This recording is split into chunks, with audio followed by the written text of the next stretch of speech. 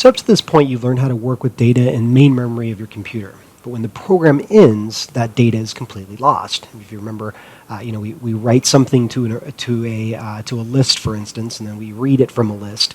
But when the program terminates and you restart the program, that data is completely gone. It's like you're starting over from scratch again, right?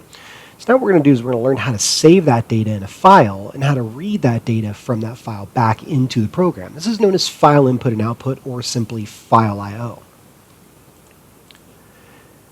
So Python supports a couple of different file types, actually dozens of different file types, but the most common that you'll be using, the two most common categories can be broken down into text and binary file types. Text file types contain one or more lines that contain text characters. In a text file, each line ends with a new line character like \n. On Windows, this character is sometimes preceded by a carriage return character like \r. Common types include plain text files, CSV files, JSON files, XML files, and HTML files. Binary files, on the other hand, are basically any file that isn't a text file. Many binary file formats contain parts that can be interpreted as text. However, binary files typically contain a sequence of bytes that are intended to be interpreted as something other than text characters. Common types include compiled program files, image files, audio files, video files, database files, and compressed files. Now, oftentimes when you work with binary files in programming languages, what you're doing oftentimes is a process known as serialization. Serialization is the process of taking an object and then serializing that object into a text file so that you can persist that data from one session of the program to another. So say, for instance, somebody logs into like to your application, and you want to be able to save the data that they're working with for the next time that they open the application. One way to do it would be to serialize it to a binary format so that when they log in again, you can deserialize it back into the application and use that data again.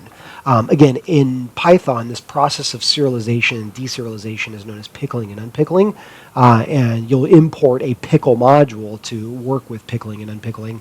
But in most programming languages, just so you know, it's referred to as serialization and deserialization.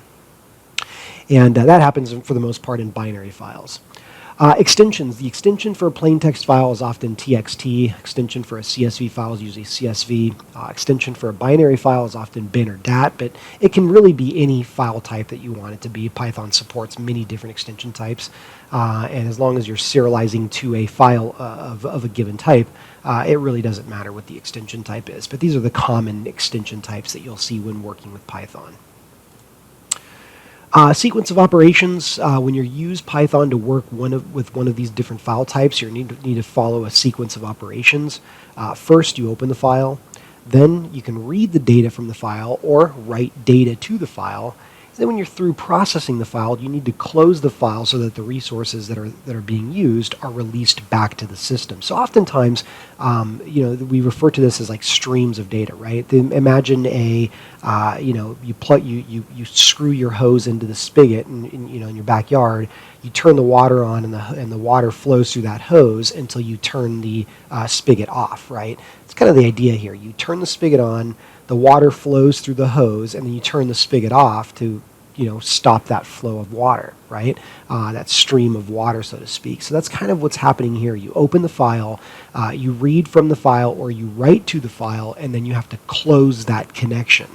Failing to close that connection will result in memory, memory that's stored on the computer that doesn't get freed up. So you end up with these unwanted or unneeded resources in memory that are never freed up by the application. So keep that in mind. So this is what we're going to be doing next. We'll look at how to open the file, then how to close a file, and then finally how to read from the file and write to the file while it's open.